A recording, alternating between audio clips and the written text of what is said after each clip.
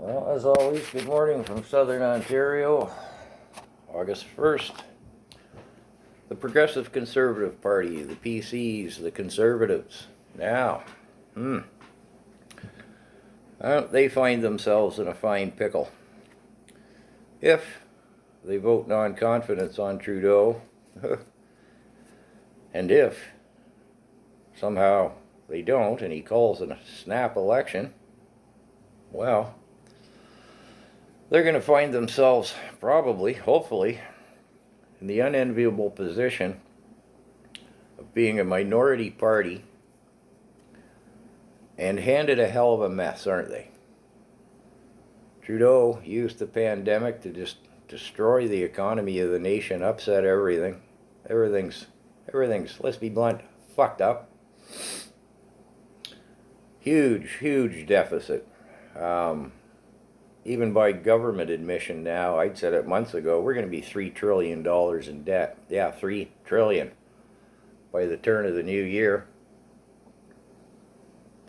So what are they going to do? They're probably going to have a minority government because there's too many sheeple, too many stupid people, too many uneducated in the sense of political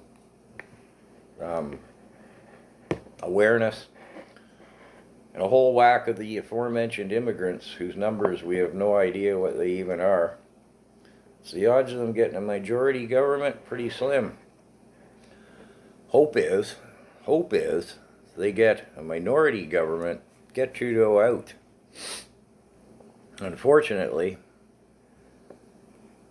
they're in a very weak position at that point, and again, they've been handed a sloppy plate, man. The shit is spilling off the edges of it.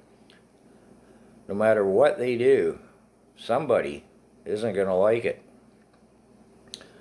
They've got to cut back on this whole, let's just call it curb, the general handing out money a la socialism. They got to stop the financial bleeding.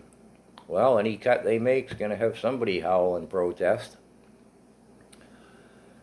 Again, they're probably in a minority government, so they're in a minority position. So they're going to be trying to toe the line. Anything they do is somebody's going to climb down their throat. Oh, and they got a new leader, Aaron O'Toole. He's got to walk a fine line within his own party and within the politics as a whole to the populace. What a mess. What an unenviable position to be in.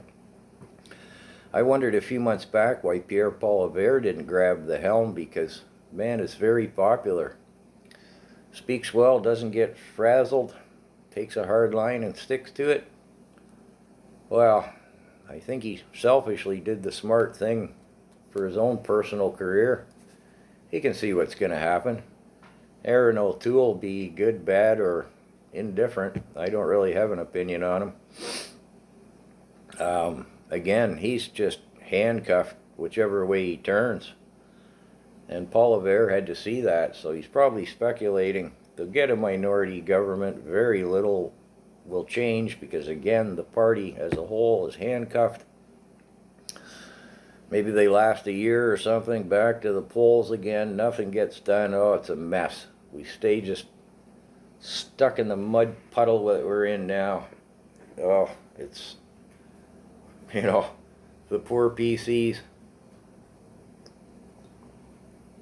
Now, I've got a friend who says, and I think he's quite right, voting PC is the only choice because Trudeau and his dictatorial agenda has to go. But unless the PCs get a majority, again, it's just going to remain, if our country's a truck, it's going to stay stuck in the mud. Nothing's going to get done. But what choice is there but to vote PC, really, to get them out? Trudeau, that is. And again, what can they, unless they get a solid majority, what can they possibly accomplish? What an unenviable position it is to be in there. Little history just to go to the mindset of the average Canadian. I remember, 1978, I think, Joe Clark. Progressive Conservative, was briefly in power with a minority government. He replaced Pierre Trudeau, Justin's father, of course, who Liberal, had been in power for a couple of terms, I think. The whole voting matter came down to the price of fuel. World oil prices had gone up. Poor Joe Clark had to announce the price of fuel was going to go up. Oh, the public didn't want that.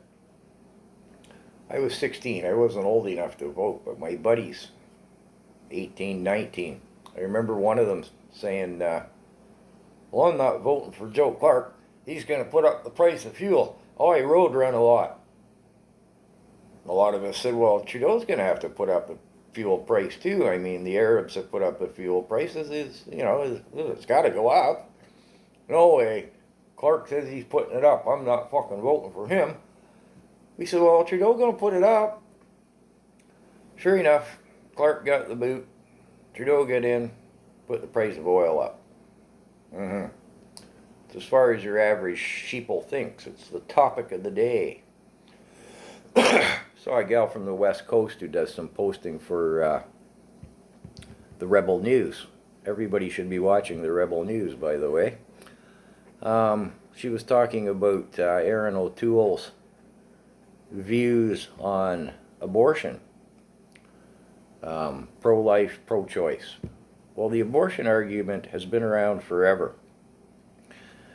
I call a topic like that the topic of the day. It never goes away, but while it may be important to some people, it may be extraordinarily important. It's not nearly as important as talking about the economy, the ecology, one might argue, and political policy as a whole. Again, Trudeau and his socialist wannabe dictator agenda. I think the issues of the day pale in comparison. So, if there's another election, a lot of people are going to be swayed by the issue of the day. They're not going to see the big picture. Think Joe Clark and Pierre Elliott Trudeau and the price of fuel. It's as far as some people who look at politics even think, and it's a shame. But anyways, poor Erin O'Toole and the PCs. They're in an unenviable position. Well, that's my take on the PCs. Come back with the next party. As always, take care. Good luck to us all here in Canada. We need it, people.